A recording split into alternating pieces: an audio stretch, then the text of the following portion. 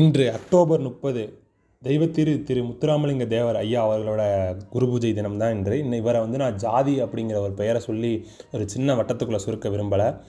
இவர் நம்ம தமிழ்நாட்டுக்கு மட்டும் இல்லை, இந்தியாவுக்கே ஒரு தேச தந்தையாக விளங்கியவர். எப்படின்னு தானே கேட்குறீங்க?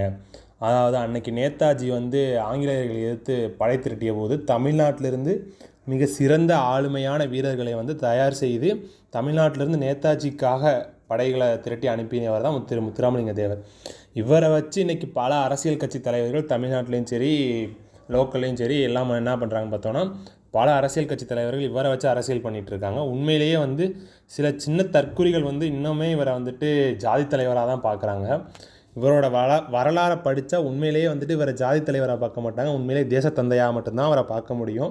ஏன்னா தீண்டத்தகாத மக்களையுமே அவர் கோயிலுக்குள்ளே அழைச்சிட்டு போகணும் அப்படிங்கிற மிக அற்புதமான செயலை செஞ்ச ஒரு மனுஷன் தான் இவர். இவரை போய் நீங்கள் எப்படி ஜாதி தலைவராக உருப்பிடிச்சிருப்பீங்க அப்படிங்கிறது தெரில. இந்த மாதிரி இன்ஃபர்மேட்டிவான கண்டென்ட் தெரிஞ்சுக்கணும்னு நினச்சிங்கன்னா one second to subscribe my நம்ம குரல் 360. தேங்க்யூ ஃபார் வாட்சிங் திஸ் வீடியோ.